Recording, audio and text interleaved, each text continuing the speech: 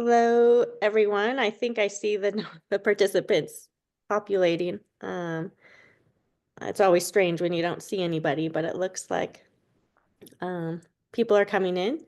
So we'll begin. Um, we'll give it a minute or two.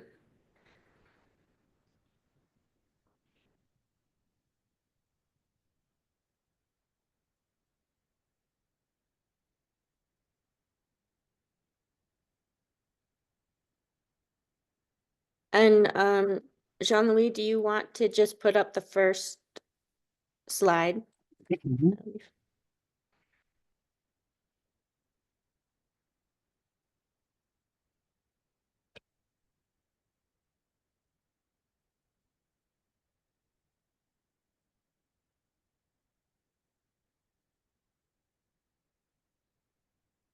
Great. So we'll just also, I'll just get started with the logistics and then we'll get the webinar underway.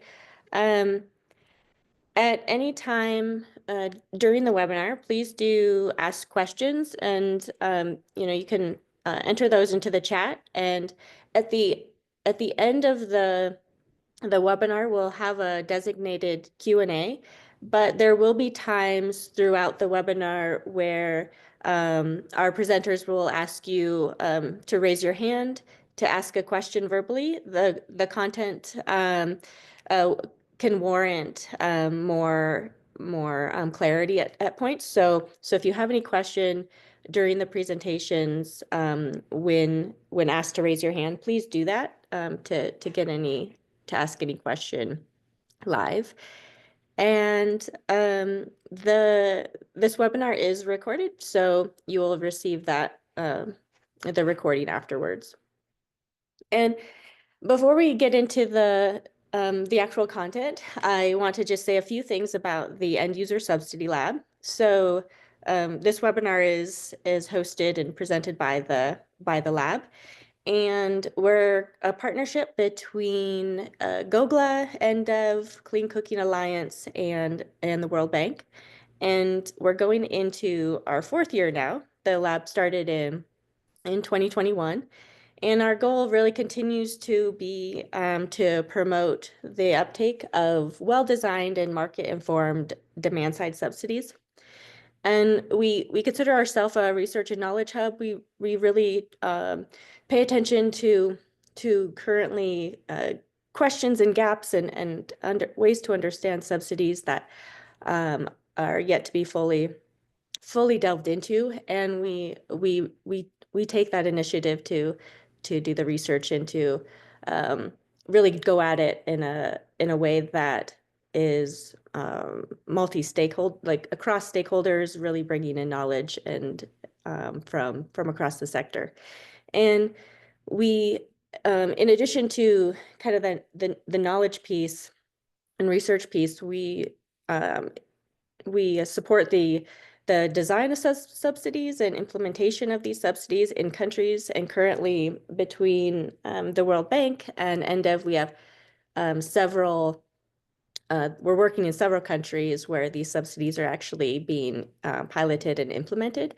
And just a little teaser for the new year, we will be kind of gleaning a lot of lessons learned in the coming year. So we hope to kind of present those through the lab as a to all of our to all of our those who are interested. And the last thing I want to mention is this year we've also published a subsidy toolkit, and it's called Designing Responsible End User Subsidies for Energy Access. And it's a toolkit that offers a lot of best practices, many case studies, really guidelines and tools for understanding subsidies and designing what we call responsible subsidies.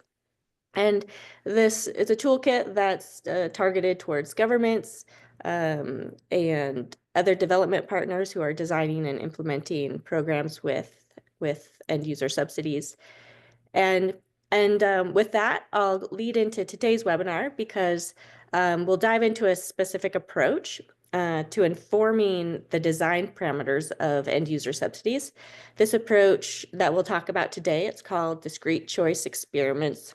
It seeks to maximize the chances that the subsidy will be adopted by the largest number of households for a given fixed budget. And it really builds on the toolkit's call for designing responsible subsidies. So with that, I'll turn it over to our presenters. My colleague, Jean-Louis Racine.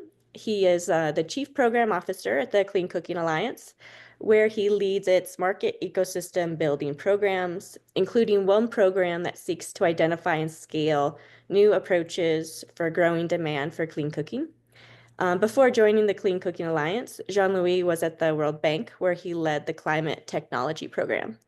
And Jean-Louis will be joined by John Christensen, who is the Chief Intelligence Officer and Principal at Sparks Research, a full-service marketing research firm. John leads the company's efforts on insight generation, analytics, and business intelligence. And he's also a faculty member at Charleston Southern University Department of Analytics. So with that, I'll turn it over to you, Jean-Louis. Thanks, Jenny, and very glad to be here amongst all of you. And we're going to start with a poll. So Brenda will pull that up.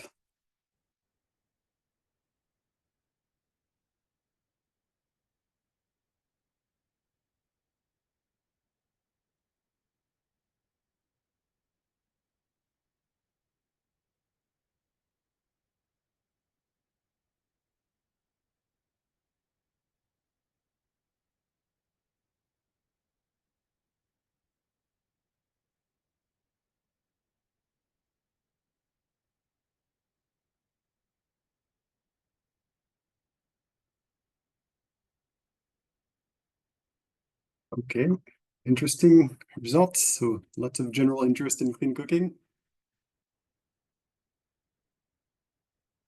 And maybe some people for whom end user subsidies is something new, given the responses. And then there was a second question about discrete choice experiments, how familiar you are with discrete choice experiments.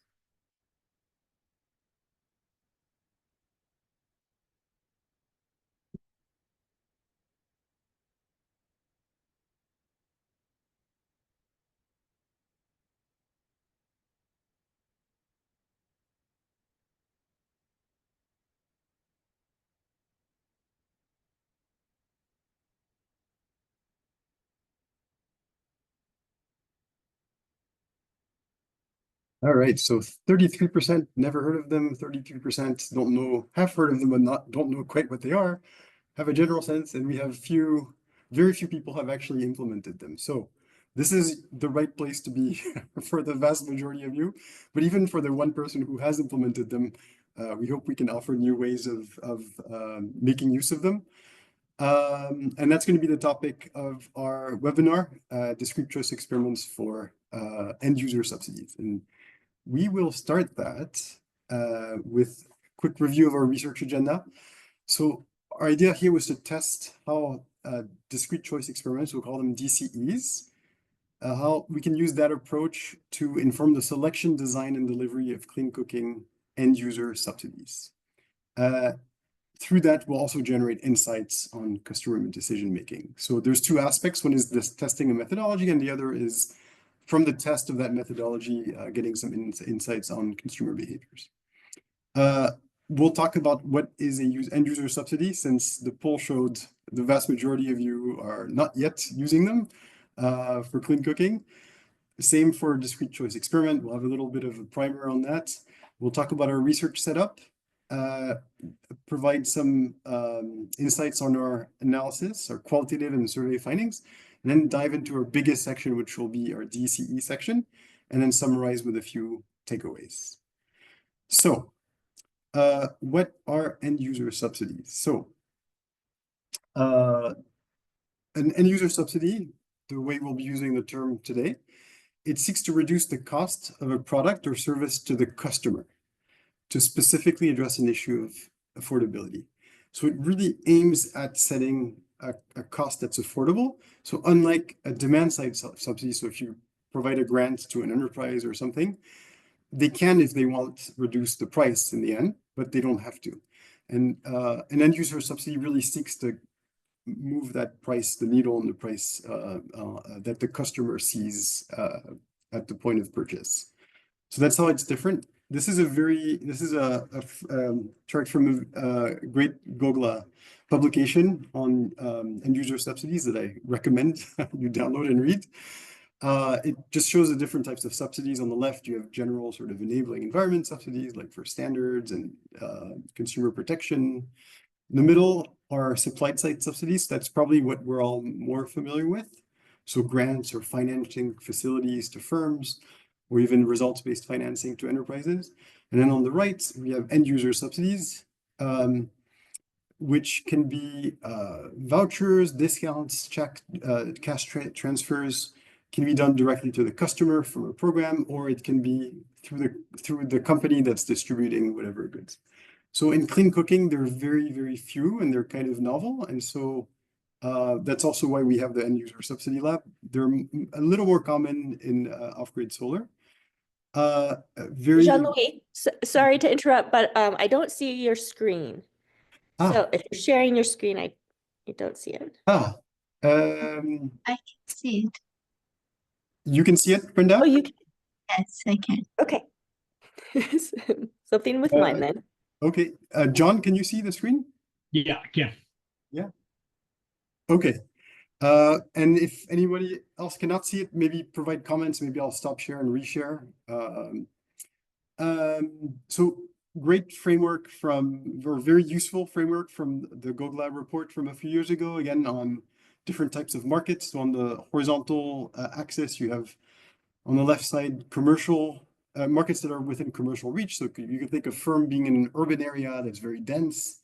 And then on the right, markets that are not within commercial reach of an enterprise.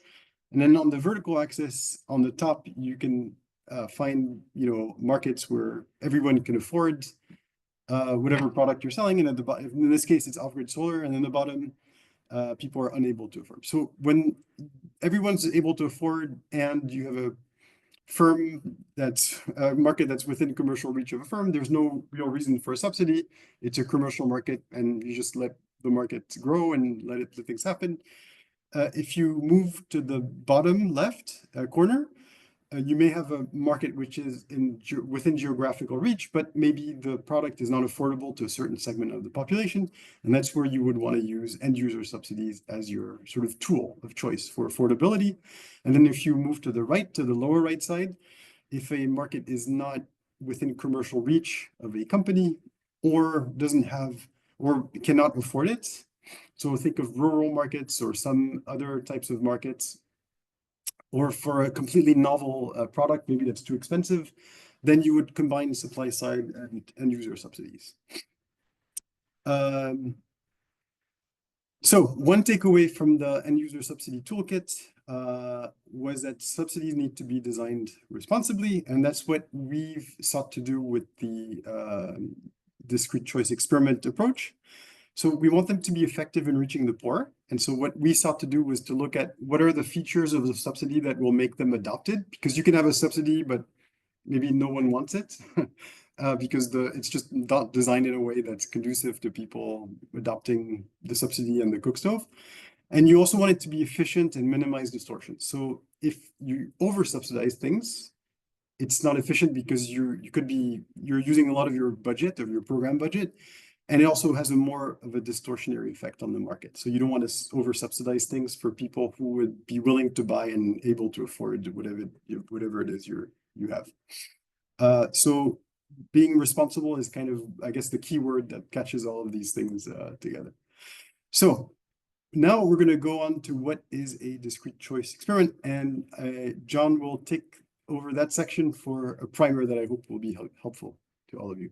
Yeah, so from here, we're going to talk about what are we talking about here, when and why, what is the actual true predictive accuracy when we cast it into a market, condition on a hypothetical, which is what we create in a survey environment.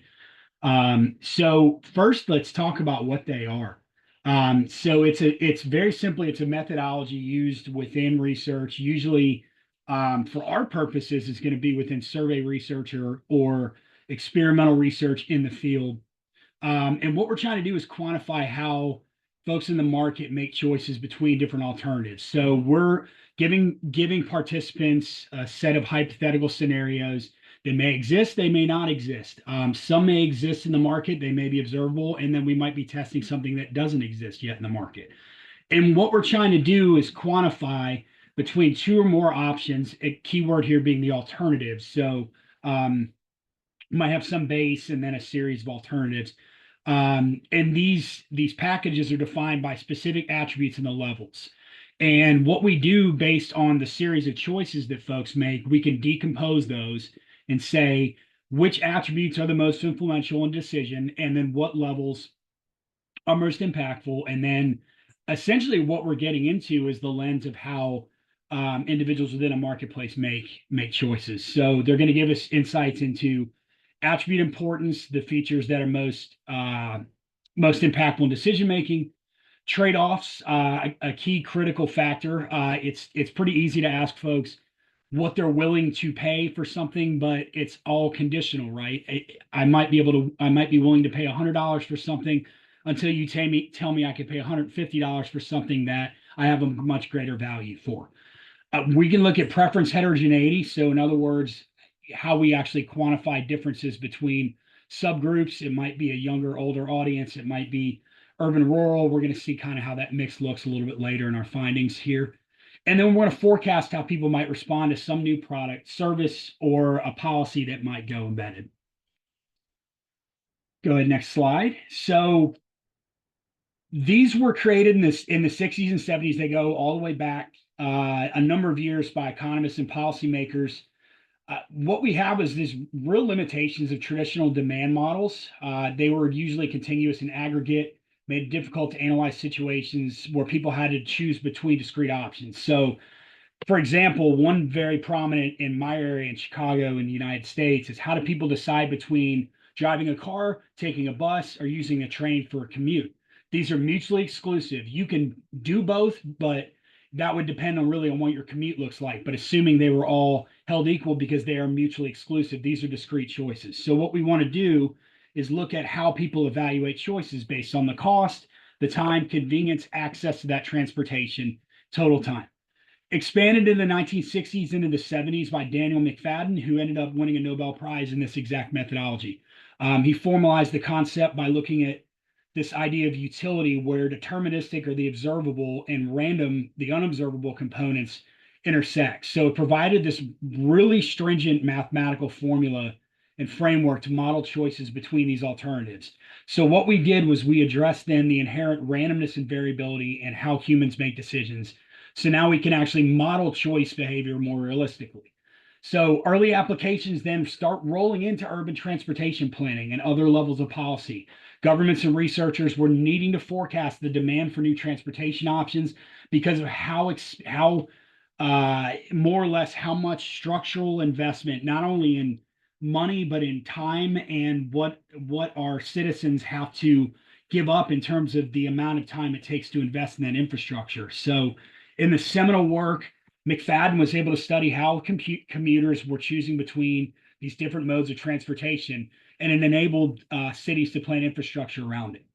So now what we've done, McFadden did all of that largely in observing these and then take that into an experiment level of world. So we went from revealed preferences into stated preferences. So now what we had done before was observe, but now we're actually allowed to take stated preferences in experimental design and see where respondents could expand their preferences for non-existent or future alternatives. So new product development, policy planning, this is really where this took off. And now we have this ability to quantify trade-offs in policy decisions and marketing strategy and how we allocate resources. Go on the next slide. So the benefits here, we can actually mimic a real world scenario where people choose between options. So we can actually see from an observational context what is real rather than just monadically asking somebody what they would be willing to pay when we know that's not necessarily market realistic. We can quantify the trade-offs, how much people value different attributes and how they make them, whether they would be willing to pay more for something they find greater value, something they would not be willing to trade value up to a certain level. Again, getting at preference heterogeneity. I already hit on that earlier, but also the predictive power. We can predict how people respond to new markets, to new products within markets, policies, or services based on their choices. We have incredible flexibility with doing this. You can do this across healthcare, marketing, transport, environment, but we've also seen some of these more seminal studies actually were able to build in adjacency markets and say, hey, this is what we learned in this vertical. We can actually borrow from that and apply that if our resources are depleted to be able to infer what we might learn from a metadata standpoint. And then we can actually capture willingness to pay estimation. So it allows for our calculation of monetary values that people place on specific attributes, but not just in their willingness to pay, also their willingness to give up in certain realms. Are you willing to take a higher interest rate if I can take away PMI? Something of that nature. What would that look like? So next slide.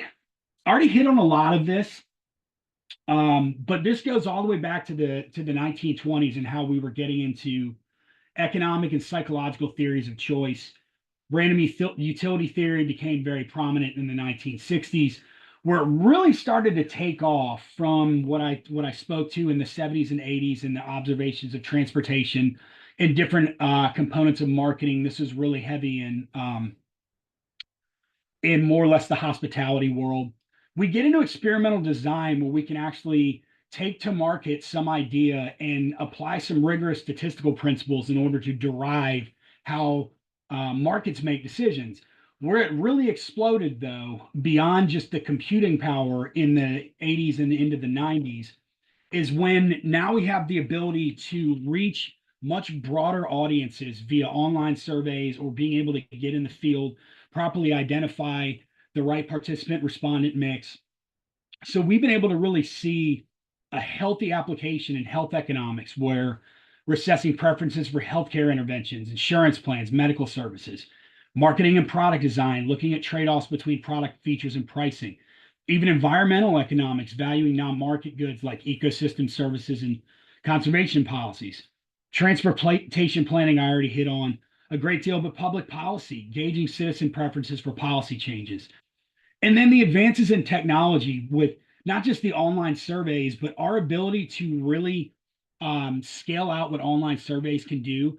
I've actually, over the last 10 years or so, been able to actually embed actuarial algorithms into studies about health insurance, about lending, about other factors within risk at the, let's say, at the college application level, being able to quantify someone who has a high level merit and with a high mixed need, their probability to enroll in a certain college at a certain level and what offers might be of interest. So we'll go on to the next.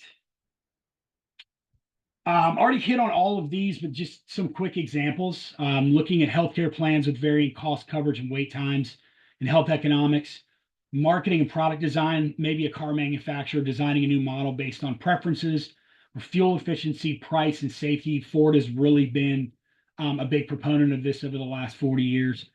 Transportation planning, already spoke to a lot of this, environmental economics, and public policy.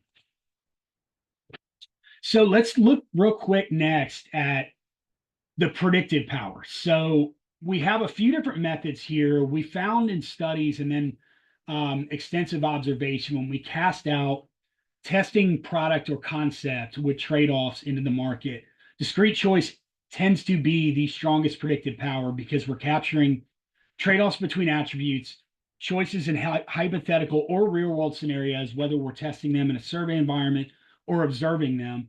And it's based on highly computational, robust statistical models and stronger for multi-attribute decision-making. So how to optimize the blend of what your product or product portfolio will look like.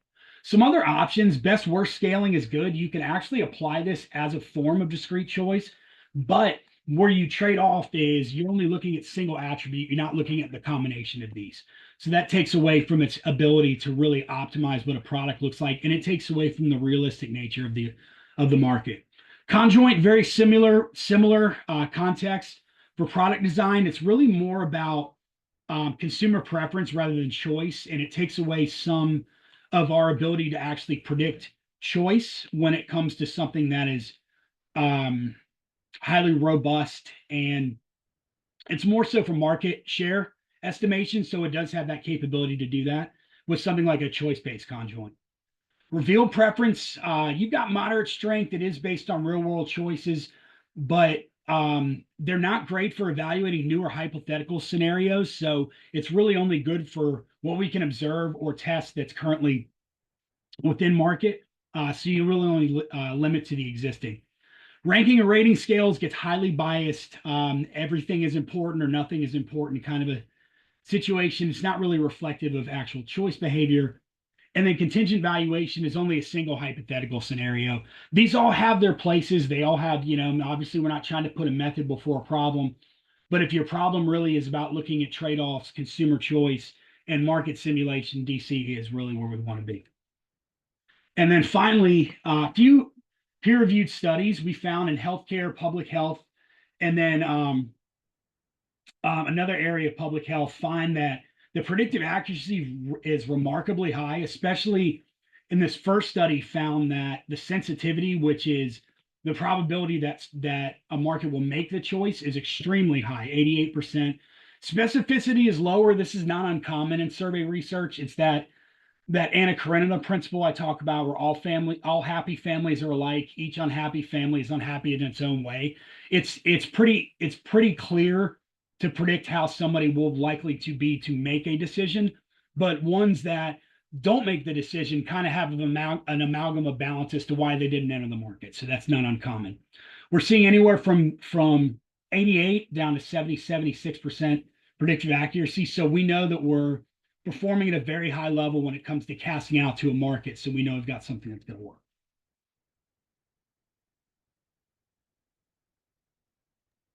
Thanks, John, for that. Great primer on DCEs. So moving on to our research setup, what we actually did with DCEs. So we conducted experiments in 2 locations in Kenya. One was Nairobi and the other was Isiolo. And the idea was to have one urban versus one more rural area to see if we could spot differences and give a little more color to how to interpret customer behavior. Here's a picture of Isiolo on the screen. The objective, maybe to restate, was at the broader level, sort of the end goal was to help the community of organizations, people working on end user subsidies, here specifically for clean cooking, but this is, I think the methods and findings can be pretty much generalized to other sectors. But in an effort to design responsible subsidies. And so we did this by testing a DCE approach to understand the choice process of end users in clean cooking markets. But we also, by doing that, we also generated some interesting insights that can also inform how future end user subsidies are designed. So the methodology, we started qualitative interviews. The reason why is that we wanted to make sure we posed the right sort of discrete choice sort of questions, and we set up the problem in the right way. We followed the qualitative interviews with surveys that also helped us understand demographics, people's familiarity with subsidies, with the clean cooking, with everything around that, the price, the availability, the access to fuels, for example, and also their knowledge of the different subsidy instruments and the attributes and of clean cooking. So just trying to get a good picture of the customer. And the reason is, I'll show you later, we actually did a bit of segmentation to understand how people in different categories reacted differently in terms of their choices. And then we did our DCEs. And then this data was collected by an enterprise called Busara in Kenya. Okay, so to start with the qualitative interviews, basically roughly 50-50 between Nairobi and Isiolo, mostly women, given that they are the prime users of clean cooking solutions. We tried to understand and unpack decisions around finances, who takes the decisions, and clean cooking, what are their barriers, what are the factors promoting clean cooking, and what's their experience with clean cooking. So again, just very open-ended, qualitative, the idea being to inform the more quantitative work that we did later. The survey and discrete choice experiments, here's an example of the field office in Isiolo. So we had to set up a field office because just the density is low, so we had to get people to come. And you can see people on these computers doing the discrete choice experiments and doing the surveys. In Nairobi, it was there was no field office because it's dense, so it could be just door to door and with tablets. So here's the choice set for the discrete choice experiments. So as John mentioned, discrete choice experiments aim to look at various attributes and how they basically lead to a higher or lower probability of someone choosing a given bundle. So in Isiolo, we focused on improved cookstoves, and we varied the price from 500 to 750 shillings. In Nairobi, we focused on gas stoves, LPG, and we varied the price from 5,500 to 7,500. Then we experimented with different subsidy delivery modalities with cash transfer. So basically, you give someone cash, and that is meant to basically buy or subsidize part of a cook stove that is, priced by the retailer at full price. You give them a discount, so everyone, the consumer goes to the retailer and they see sort of 15% off, 50% off. So that's the other option. And then you can also give them a voucher, which is basically a ticket, a piece of paper that tells them you will get 15% off or 50% off if you take this to the retailer and buy this stove or a stove. So those were the three options.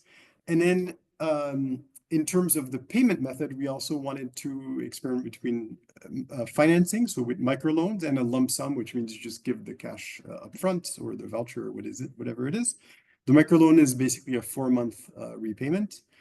And then subsidies, we experimented with different subsidy levels, anything from 20% to 80%.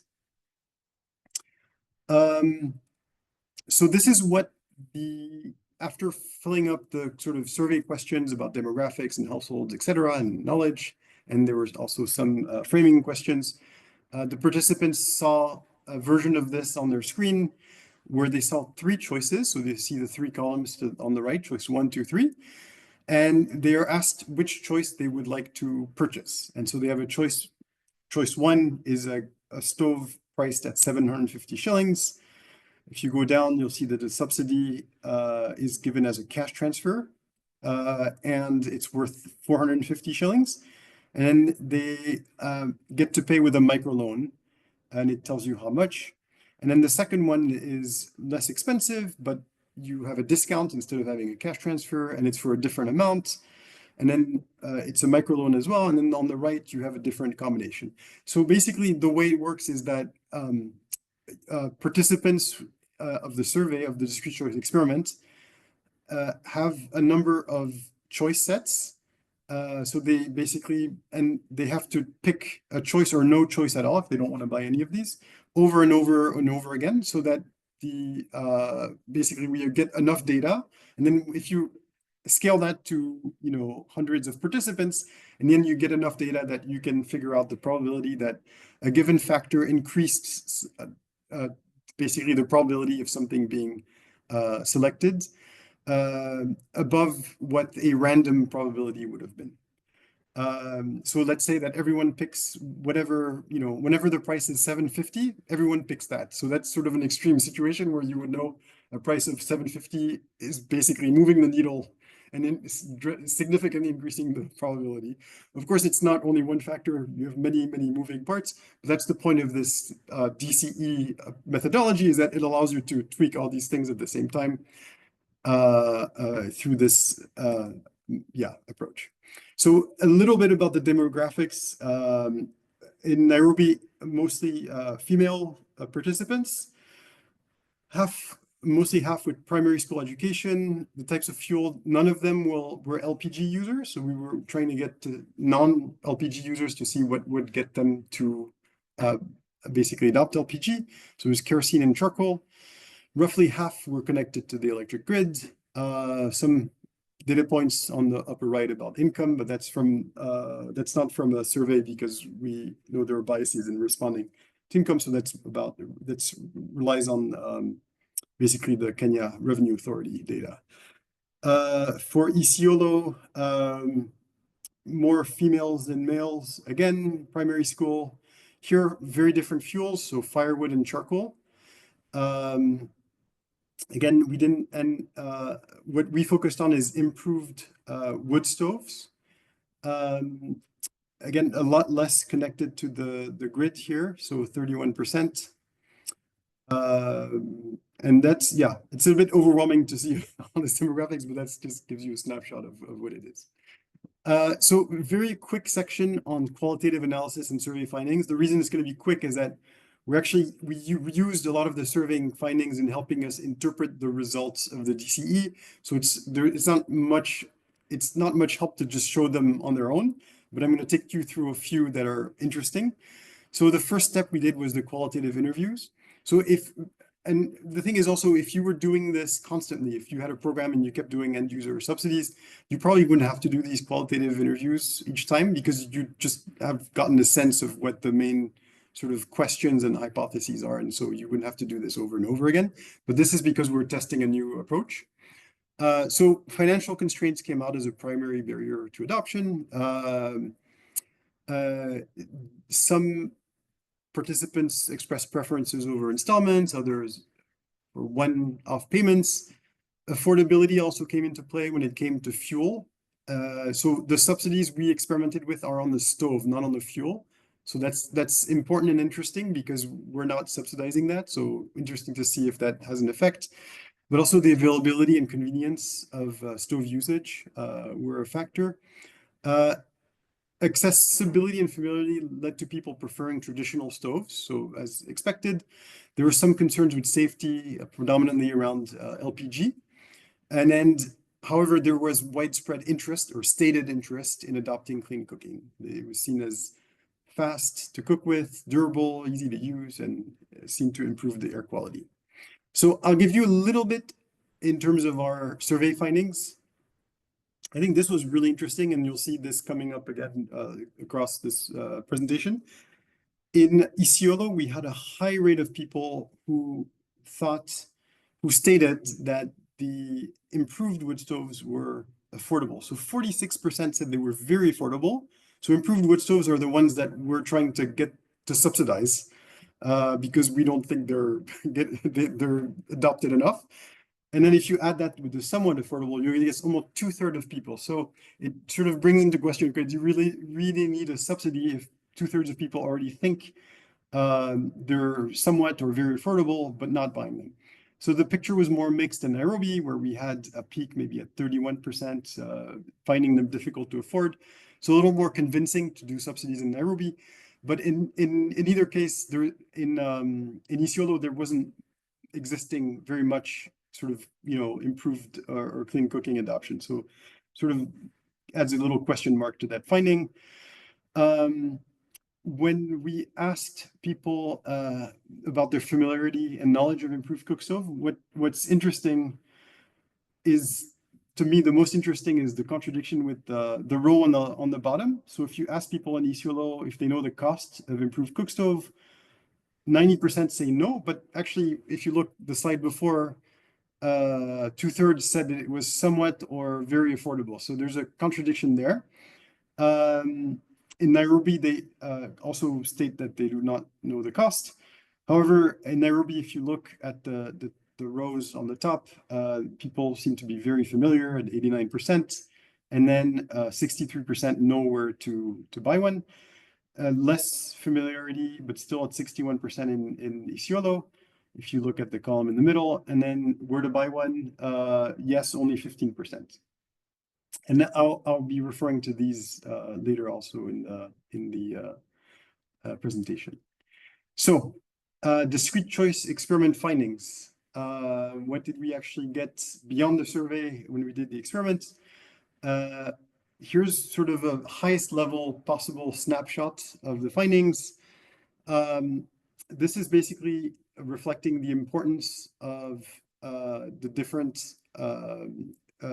attributes to basically people's choice of selection of a bundle of cookstove and subsidy.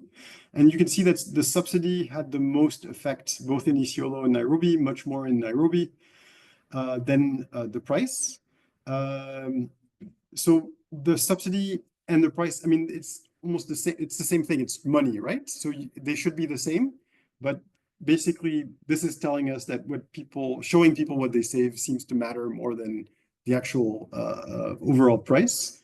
In Isiolo, the price mattered more than in Nairobi, but still less than the subsidy. So subsidy seemed to be the most important factor. The modality in terms of cash transfer versus discount or voucher had less effect on people's decision, and in financing as well. We're going to be showing you some more complicated curves. So this was the highest level, most simplest way of viewing the results.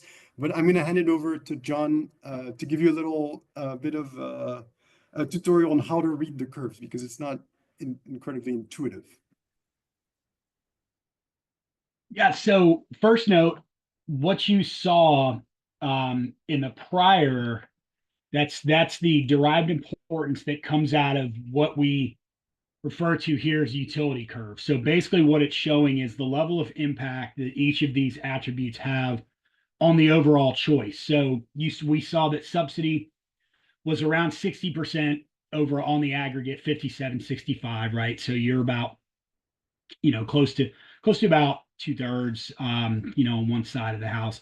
What that's really showing you is the strong distribution of the level of preference, or in our case, choice probability that comes out of those varying subsidy levels. So what we have here is what we call a utility curve. And it in the structure of how a lot of marketing studies work, a utility curve is just a mathematical derivative for people's preferences in the level of satisfaction, or as it's referred to in the economics world, the level of happiness that I derive from an attribute and its level at that respective level. And then our ability to combine them helps us see what might optimize a product when we get there. And we'll see what the actual results look like when we put them together. So a utility curve is our ability to see visually how changes in a particular attribute is impacting the total. So some choice in a car model, for example, just kind of keep it relatively simple. It might show that increasing fuel efficiency, which is your miles per gallon, affects the utility a consumer perceives. I mean, nobody wants to overpay for gas, so I would think the more efficient your vehicle is, the more happy I am with it. So we're going to see that they have different shapes, linear and different slopes, linear, nonlinear. And what we've done here is we've converted, for our purposes, the utility curve has become a distribution in the spread of our choice probability within the sets that we offered. So the next slide, and I'll note too, the graph in each of these over the next 4 or 5 are the same graph, just to kind of keep it consistent so you can see overall. So the way to interpret it, we're looking at 4 things. So slope is the slope of the curve is going to tell you the rate at which utility changes as the attribute changes. So if it's positive, it means the increase in the attribute increases utility. So the more discount we give you, obviously we're going to expect that, intuitively obvious to the casual observer, that somebody's going to have a greater preference for that. The key question, though, once we really get down to something at marginal level, is where are the critical lifts, which is what we consider thresholds. So a threshold, there may be a point where that curve levels off or plateaus, or that beyond a certain point, and it increases the attribute no longer impacts. But we might also see via steepness that a steeper slope indicates that the attribute has a stronger impact on utility. If it's flat, it indicates the attribute has a weaker impact. So we see modalities relatively toward the base rate. Subsidy, not so much, right? We see some pretty significant lifts. And I'm going to talk about what these thresholds mean in a second here. And then the shape. So linear curves suggest a constant rate of change. If it's concave, we've got some level of diminishing returns. We don't quite see that here as much as slope. We're going to see it later. Each additional unit adds less utility if it's concave, but if it's convex, we've got increasing returns, suggesting that each additional utility adds more. Next slide. So we're going to see several different types of curves in our overall analysis. So for our purposes, the first is an S-curve. This is typical when you're plotting choice probability against attributes like price or quality, or discount, which is essentially a factor of what my net price is going to be, right? So initially, changes in that attribute might not impact the choice probability as much, but once you get to this level of critical range, the probability changes rapidly. So now we have a steeper part of the curve. So take a look at subsidy level here. So at subsidy level, the lift from 20% to 40% is minimal, right? We're below the loss threshold, so essentially meaning our base rate. If we cast the market out to randomly select something, that would be our base rate. But if you now reduce the subsidy to 20%, you have completely lost me. At 40%, you're starting to gain me, and then at 60%, I'm now above that critical threshold. So we see the greatest lift ultimately, though, in that S curve is from 40 to 60. You're hovering the loss threshold, and you're at 60, you're above the gain threshold. We see this a lot. In consumer choice, it's goal gradient. When you get somebody to the halfway mark and feel like they have gotten to the 50% plus discount, and we've got something we strongly like. So next, we're going to see linear curves on next slide. So if the relationship between utility and the attribute is approximately relatively linear, then the choice probability might change more consistently. So we're going to see this with price. Price looks about as linear as any curve I've seen. Delivery method, despite the fact that those are mutually exclusive options, whereas price is more of a sliding scale. Interesting to see this as well. But with price, we see the marginal utility decline, which is that change in utility from one level to the next interval. We see it's about equal from low to moderate as it is moderate to high. It's pretty much the same function.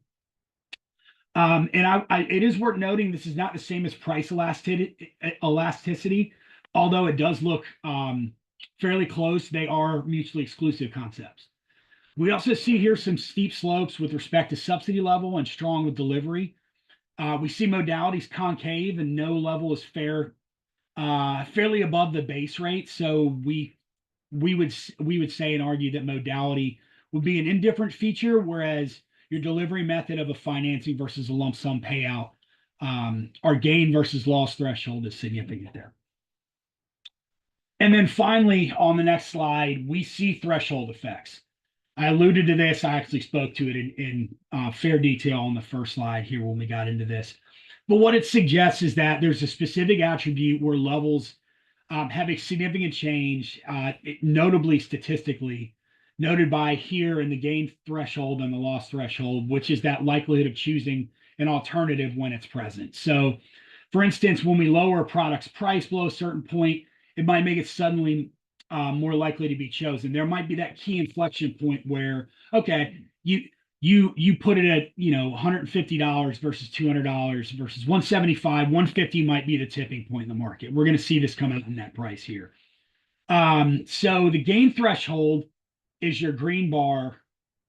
Anything above that would be considered a statistically significant gain in choice probability within the market from the base rate, which is the rate at which someone might choose a product option completely at random. Whereas your loss is you've got a statistically significant loss in the probability from the base rate, again, the rate at which someone might choose a product option at rate. So I think we want to stop for any questions and interpretation, right? Because I think we want to make sure that folks are kind of following along where we are.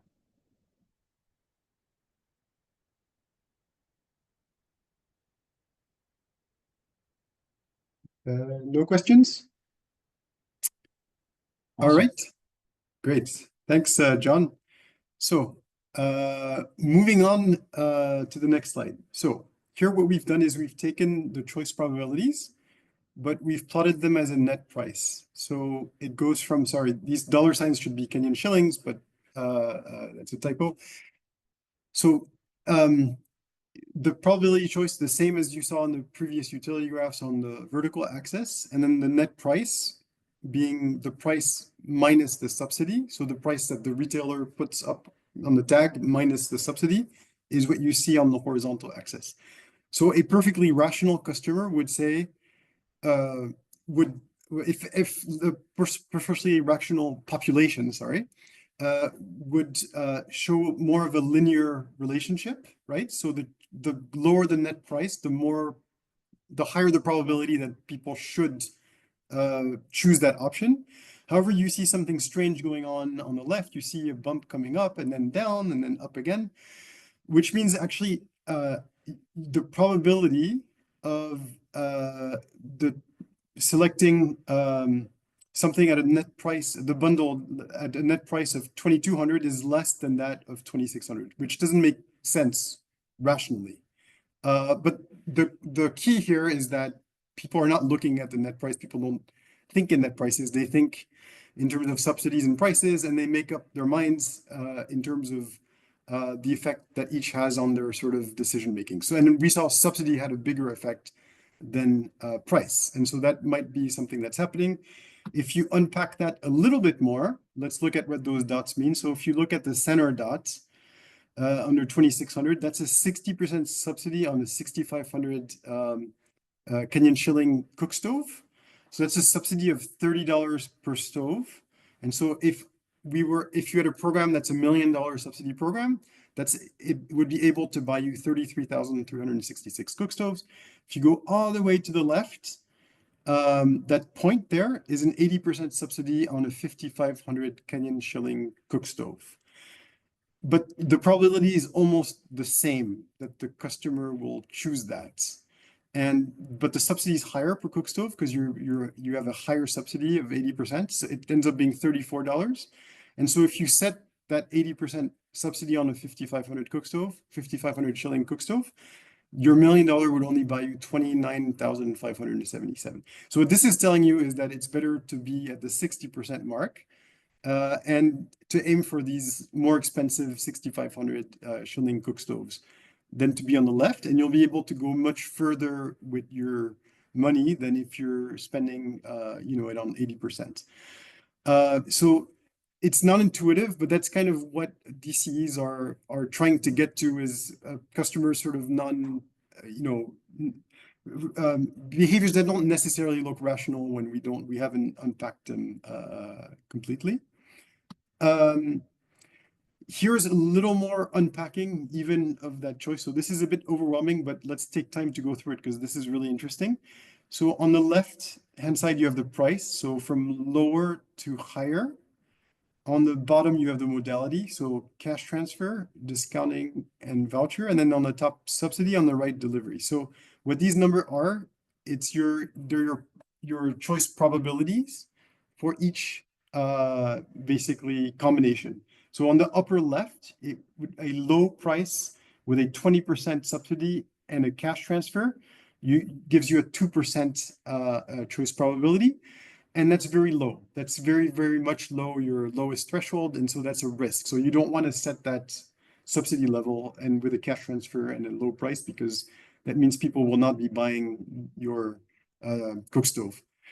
So red is bad, red is risk, it's below that threshold. Green is good, green is an opportunity, it's above that threshold. And so you see most of the green around discounts and vouchers. So that means people have a preference for discounts and vouchers over cash. If you kind of just squint and look at the colors like that. If you look more closely, there's actually not that much of a difference between discounts and vouchers.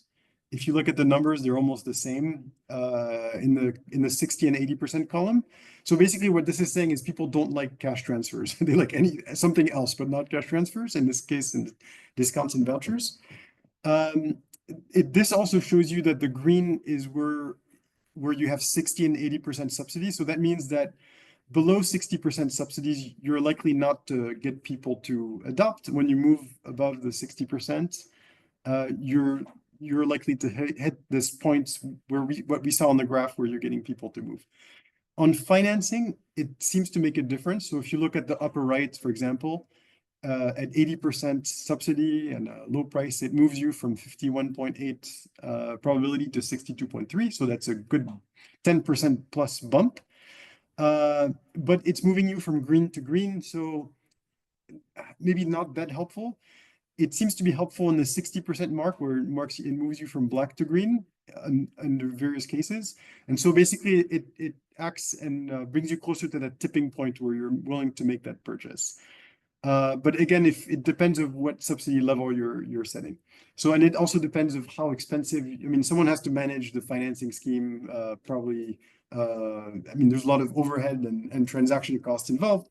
So it depends on your cost benefit and whether you want to do that, but it's not a given that you absolutely need that all the time. Okay, so basically, I mean, a net kind of takeaway from this is people don't think in net prices. Another one is, as part of that, is that subsidies between 60 and 80% get the most bang for the buck. After 80% doesn't seem like you're getting much returns. And even between 60 and 80, you may have a dip where you're getting, you're going the opposite direction.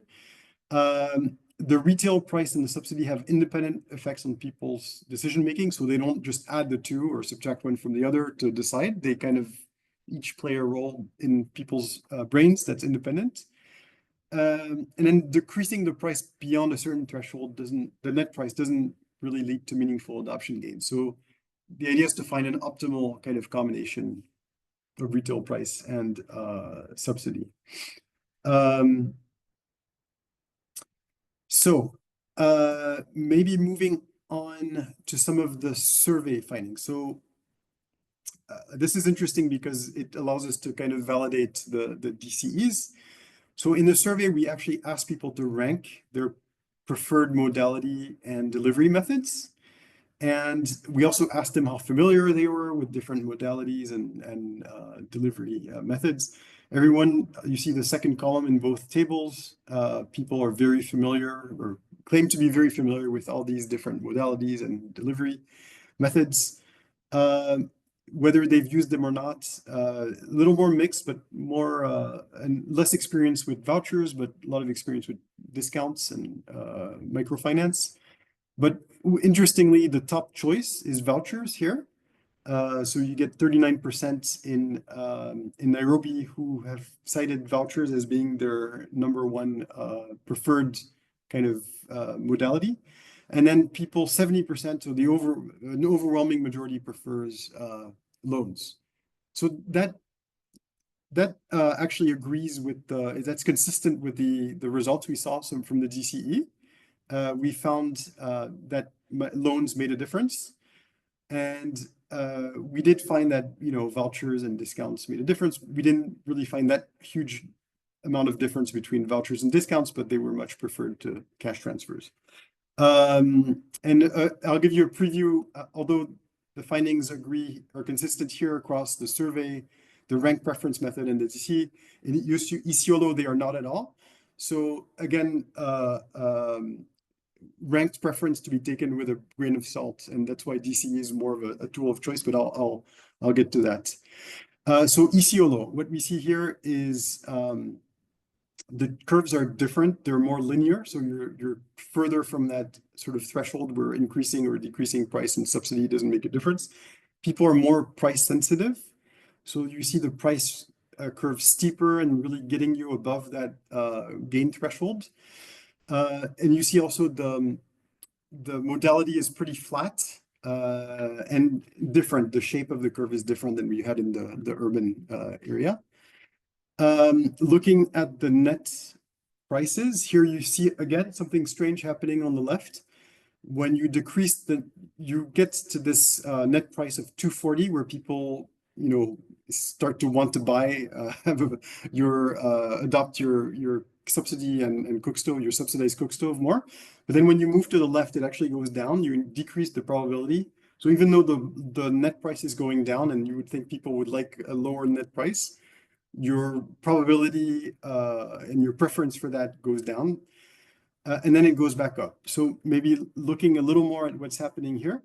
So if you take the dot, so what we're looking for as subsidy designers is the lowest possible subsidy that gives you a high sort of probability of adoption. And that's that dot around the $200 net price mark, which corresponds to a 60% subsidy on a 500 shilling improved wood stove. That's basically a net subsidy of $2.31 per cook stoves. And if you had $1 million for a subsidy program, that would give you 432,900 cook stoves. If you go all the way to the left, that point corresponds to an 80% subsidy on the 500 shilling cook stove. That's a higher subsidy per cook stove of $3.08, and that gives you 100,000 fewer cook stoves. So basically, the point is you can reach a lot more if you do these computations, and if you use DCEs, you may be able to reach a lot more people for less money by being able to set your subsidy at the optimal level. So it's more efficient a tool. Unpacking a little bit Isiolo here. Again, there's a preference here for discounts over cash, but people don't seem to dislike cash as much as they would in Nairobi. But you see what's interesting with discounts is that it takes you to a place where with a 40% subsidy, you can actually make a difference, which is interesting because that means you can have a lower subsidy and reach more people. What's also interesting here is the financing. So again, if you compare a lump sum and financing across, it does give you a bump. But then again, not if you're using discounts, you actually don't really need financing. It's a small bump, and if you're at in some cases it gives you a tipping point, but it's very small. It's not like necessary in a way. So looking at ranked preferences, so what people ranked before they did the discrete choice experiment, how they ranked these different things. So most people in Isiolo, 53%, so not most, maybe a little more than the majority, preferred cash transfers. So one would have predicted that one could have actually gotten more adoption with cash transfers, but that's not what we saw in the actually discrete choice experiments. So that means if you had just stopped and at your rank preference and asked people, you may have made the wrong choice of modality.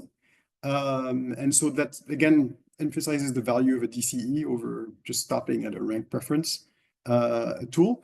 And then on microfinance loan versus upfront payment, you have 76%, so huge majority preferred a loan.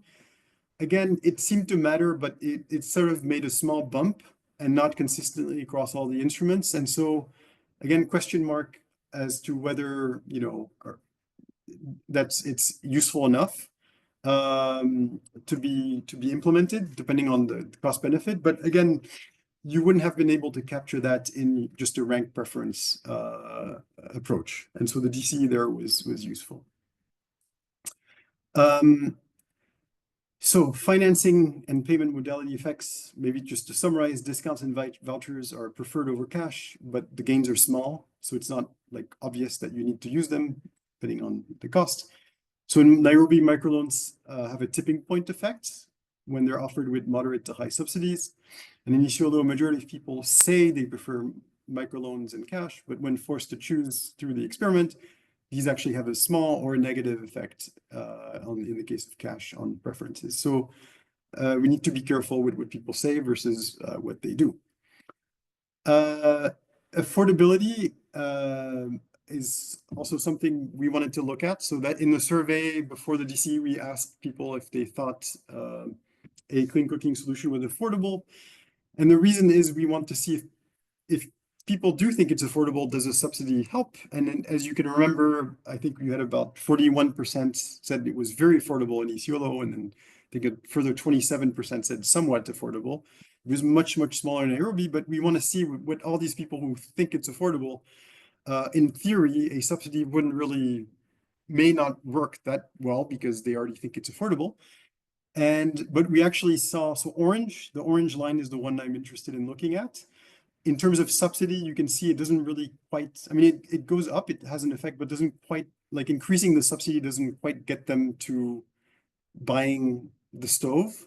So they already think it's affordable, but I guess they don't want it for another reason. And that's why subsidizing that doesn't really seem to work. And then the price, lowering the price sort of helps, but not as aggressively as people who don't think it's affordable. The modality doesn't seem to have or delivery doesn't have almost any effect.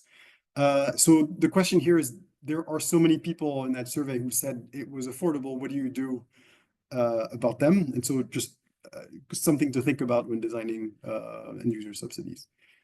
And this brings us to kind of the barriers to clean cook stoves. So they may not all be related to, I guess, affordability and price.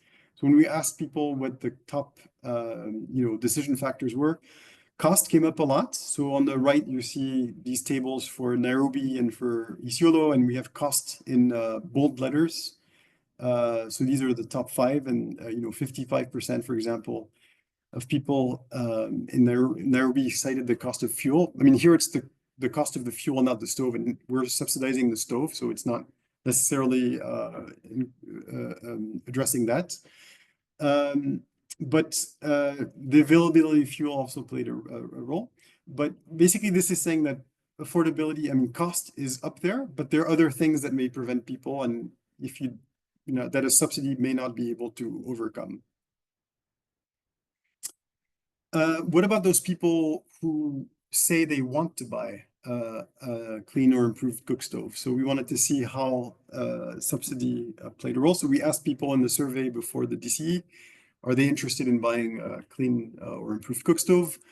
And the yes are the dark blue curve. And you can see that on the subsidies, it doesn't take much to get them quite high. From the 50% mark, you're increasing to 60, and they shoot up in terms of their choice probability of purchasing. They're also quite sensitive to price at the lower end. So again, that's a finding that's interesting, because if you're just targeting for that, one can experiment with very targeted subsidies. If you're just looking for those people who already want cook stove, you can do a lot with subsidies. Another thing we looked at is health. And the reason is we did that is that it came up, we did a max diff and asked people of the benefits of the value of clean cooking, and health came out as basically a top factor in both Nairobi and Isiolo compared to other things like environmental factors or technology adoption or time savings. So we wanted to see if people who cared about health or who had health conditions were basically reacted differently, had different behaviors in terms of choices as others, and the answer is that they do not. And then finally, we did a lot of work over gender. There were a lot of nuanced and complex findings there. I'm just showing you a snapshot of kind of one of the models we ran that did show that males were more price sensitive, and also that they're more indifferent to delivery methods, whereas women were more likely to take up an option that had financing. So that basically wraps it up in terms of the analysis. I'll just do a few takeaways for you. So not just a snapshot of whatever could fit in a few bullets. So basically, DCEs can help find combinations of attributes. So attributes being price, subsidy level, modality, etc., that will lead people to adopt subsidies. It can find inconsistencies between what people say and do. So we see, John showed the evidence that it had a bit better predictive ability than other methods, and we saw some contradictions with some of the other methods we used. It limits subsidy design risk. So designing by intuition maybe doesn't work all the time in terms of understanding how people make choices. So it basically reduces the risk of related to how we expect people to behave, not being intuitive, sorry. And then as I showed you, it could lead to more optimal designs that allow you to reach more people with a given budget. In terms of behaviors, I mean, I think one that's really, I guess, striking is in these findings was that people don't think in net prices, and they're way more swayed by subsidies than prices.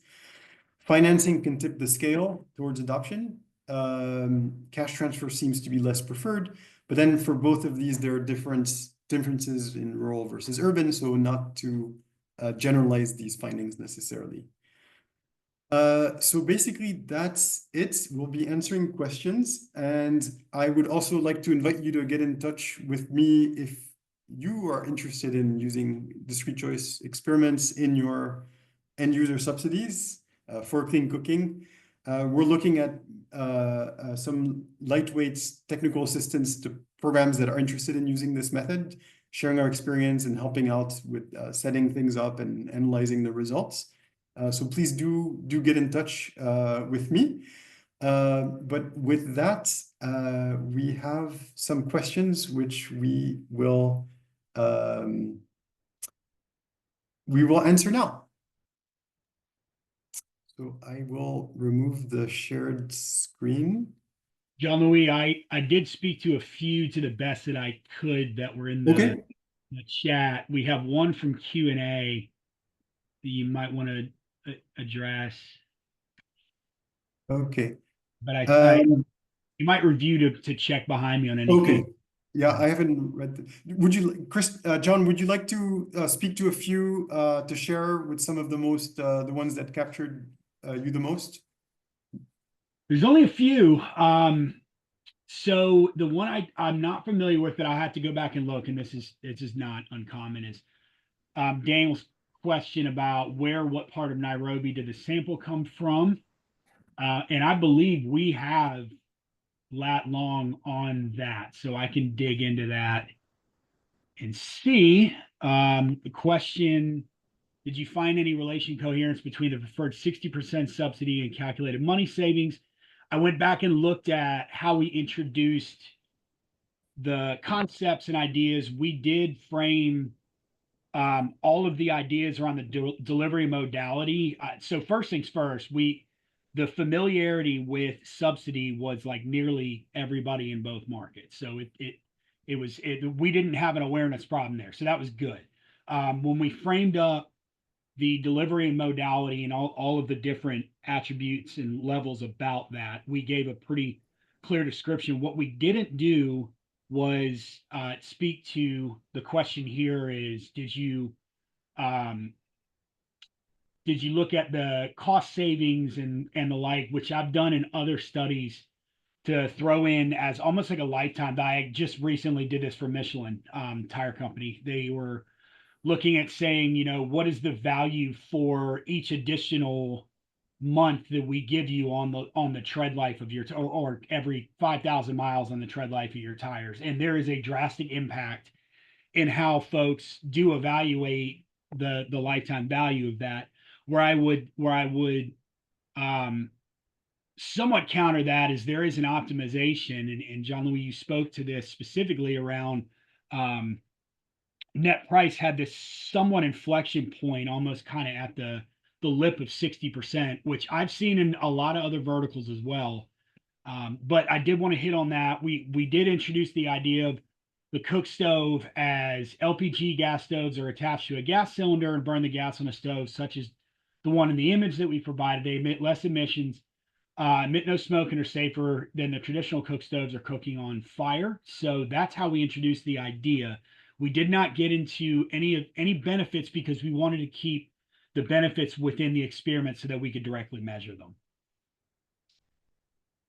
And then another question here about, there's been some talk where the president was misquoted about providing cheaper LPG options. I went and looked at the methodology, and we did this work in Q1. I went and did a quick Google search, and it looked like the misquote was sometime around the end of the prior year. So while we don't know kind of a pre or post or anything related to that, one thing I do know in other verticals is when we see somebody of some level of authority, whether it be or some decision that comes down that the media covers, what it tends to do is drive awareness and some skew of familiarity about where they heard it and why and what's relevant to it. But ultimately, what tends to be the thing that most keeps preference grounded is the net of the household wallet. So, you know, we don't know for certain that it had a significant impact, but I can tell you from prior studies in multiple verticals that tends to be the one that holds the most constant.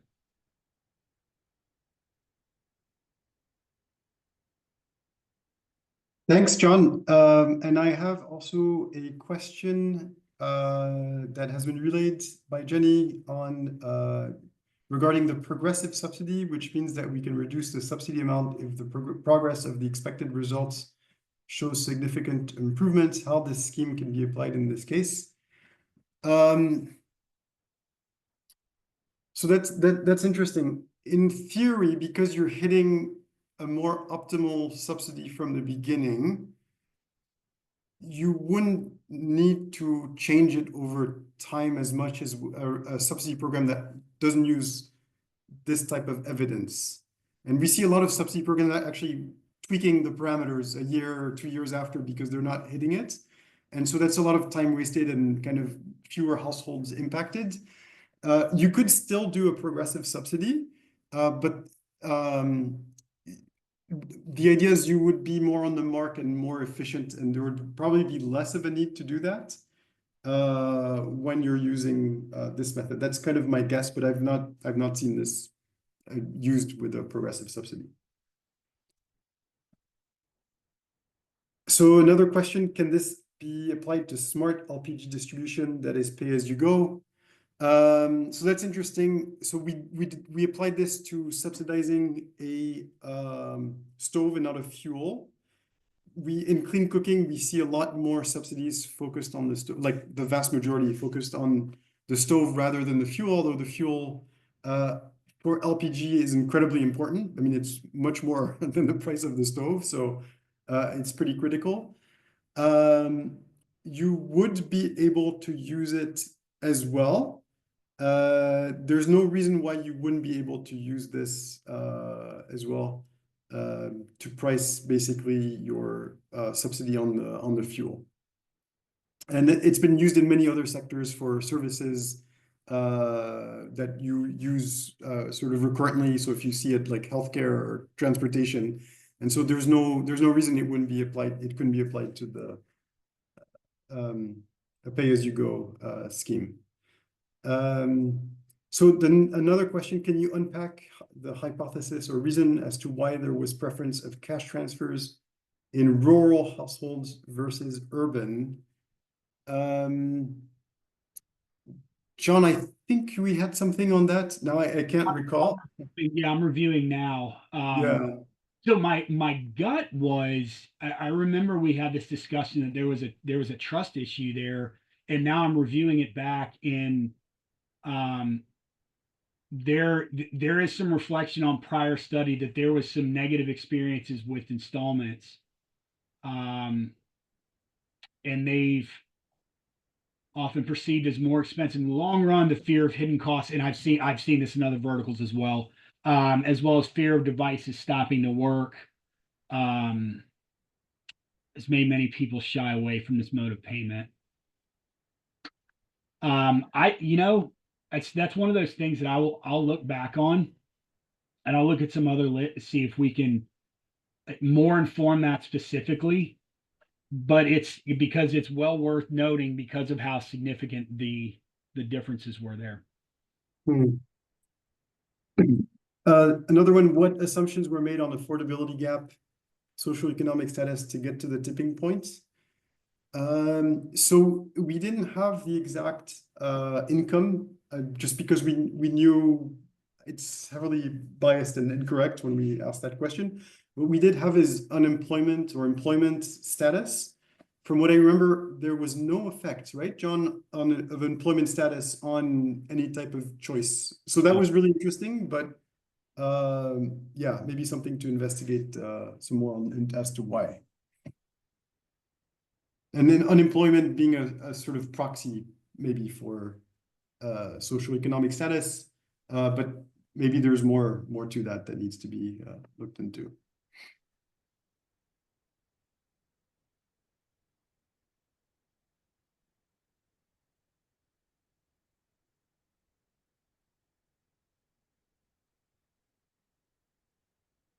Okay, any other questions?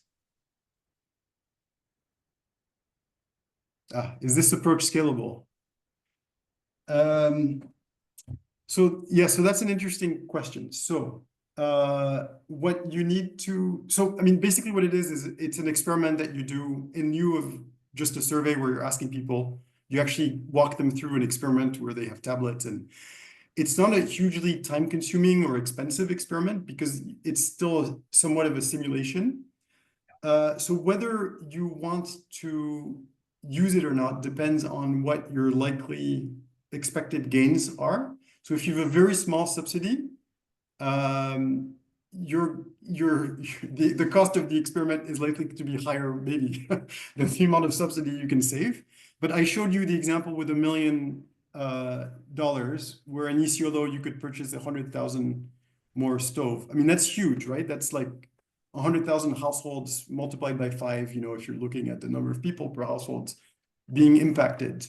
And so even if you have an experiment that costs you, I don't know, a few tens of thousands of dollars, like $20,000, let's say, just I'm putting that number randomly, that's worth it because you're just getting that much more impact. So yes, it's scalable. It's not rocket science. You need you need people like John who know how to do this, but it's not sort of as John showed this. There is a history behind this. These things have been around for a number of decades, so it's not experimental or new methods. They've just not really been applied in the sectors we're looking at here. So I would say they're scalable, but I would say actually they're more usable when you have scale than when you don't. If you have a tiny subsidy, it just not be worth the cost benefit to do it. The next one, have any recent studies in mind that are designed at design aspects that reduce the failure of cooking solutions? The failure of cooking solutions. So basically in terms of having people start using a clean cooking solution and then they stop using them because there's a failure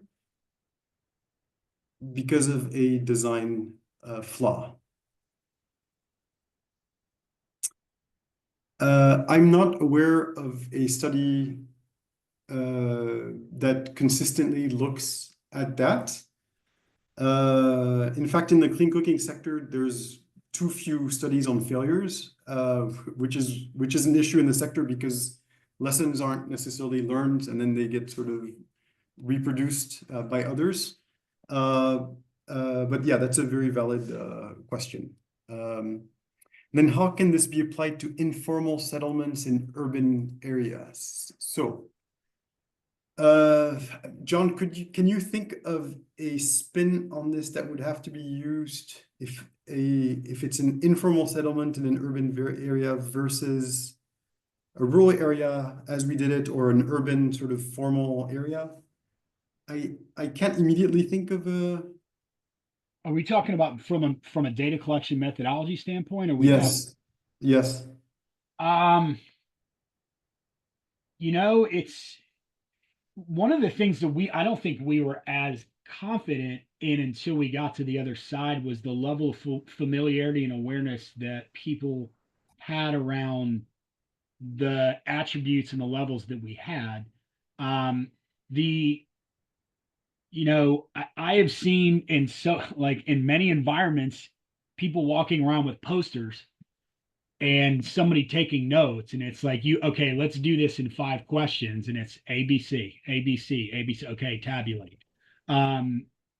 I've actually done field work like at trade shows and at like a lot of intercept work where we've been able to do that. The key is optimizing your design, and the good news is, since we've already done a few of these, we know the best way in which we would need to do that.